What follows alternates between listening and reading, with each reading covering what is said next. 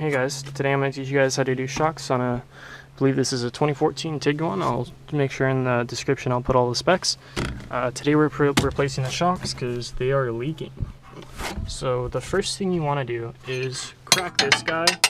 This is a 21 millimeter. Obviously after you take off the wheel and everything. You want to crack this guy. This is going to be really tight.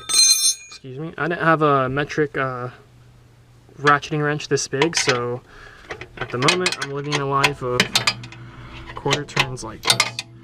It's a long bolt too, so a bunch of quarter turns, you'll eventually get that out. After that, you're going to use a T25, and there's going to be 2 grub screws or trim screws, one right here and one right here. After you remove those, you're going to remove these guys. I believe these are 16 millimeter, if I'm not mistaken. Oh yeah, they were 16s. Yeah, they're 16s. So you're gonna remove those 16s, and then this whole assembly will drop out, and then I'll show you guys after I do that how to put the new one together. Cool, see you in a bit. So I just took out the shock. I want to show you guys what it looks like. Bump stops are a little cracked, not really worn. However, I don't know if I kind of wiped some of it off with my hand, but if you can see in here, that's all oil. Oil. Here, let me get a light to show y'all.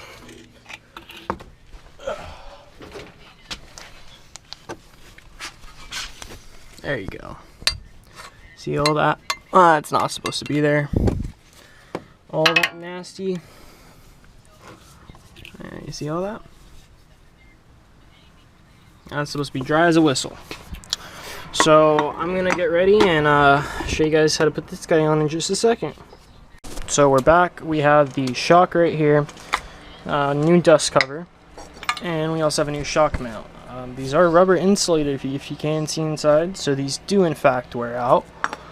Make sure you get new bolts too. I got the limp order kit. They did come with bolts, but these kind of look like low-key hardware bolts. And ECS Tuning actually did provide us with new bolts, so we're just gonna use these. Alright, so first things first, you're gonna take this off of the top of your other shock. Just with the screwdriver, it pops right off. Alright, and the next thing we're going to do, grab the bottom of the shock, pop it, shock will start extending. Take the cap off, like that, take the nut off. See, it's extending now.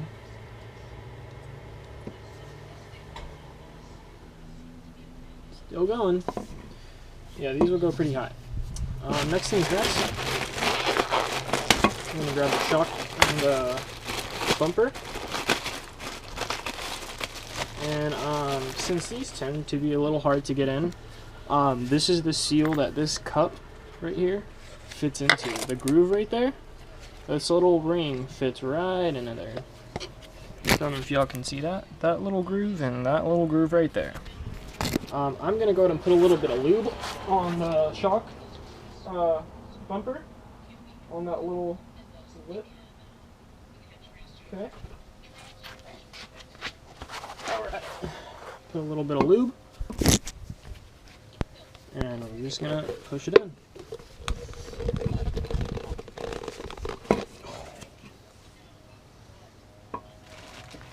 It's on there tight.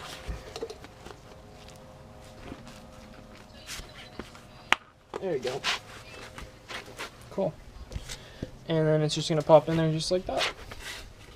And this simply goes right in here. Stick it through the bumper. Straight down. I like leaving them up a little bit at the top.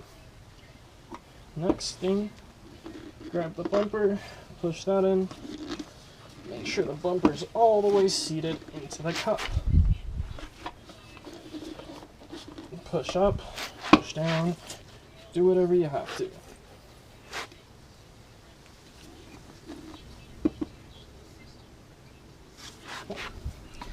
Okay, next thing's next. Grab that nut. and you're going to put it on top. Now here's where a lot of people don't like what I do. We're going to hit this with an impact. And let me show you why.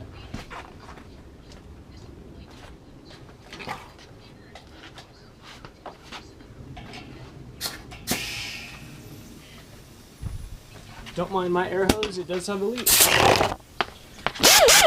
So this is why. This isn't a strong impact, it's a little drill bit driver, husky impact. Nothing crazy, you know. Not going to provide a super crazy amount of torque. You're going to put this in and you're going to hold the bottom of this because this is going to want to twist. You're also going to put your foot on the mount.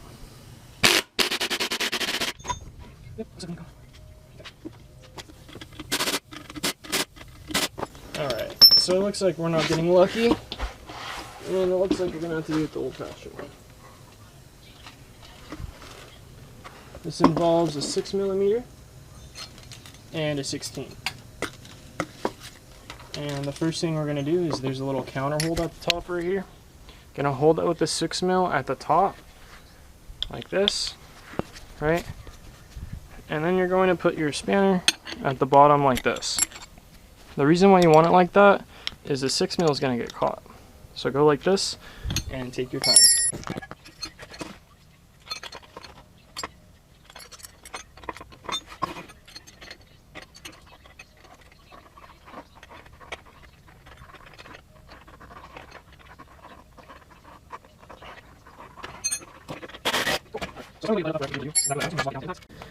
Now once you've done that, you can grab your ratchet and you can go ahead,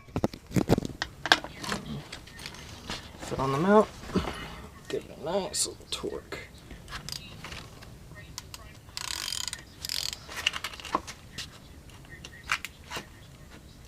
Cool. Alright, this is all ready to go back in the car. And installation is the same way as removal.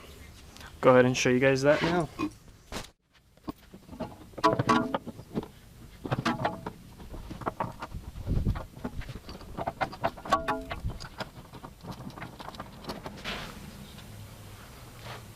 Signature, right?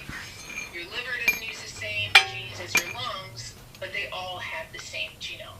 So chromatin remodels large areas of genes.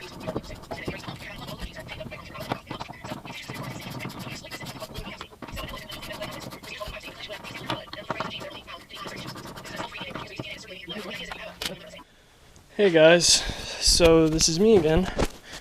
Finished up with the shocks a while ago from the last time I talked to you guys, and I've been doing the control arm for the last, I got it out obviously, 3 hours.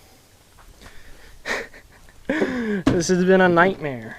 I've had to take out the airbox, as you see, the undercover, the battery.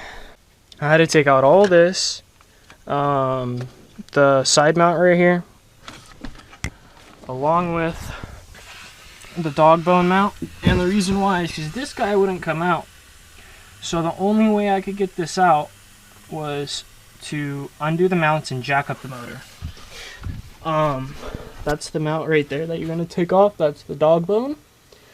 Definitely supported with the jack, not on the pan.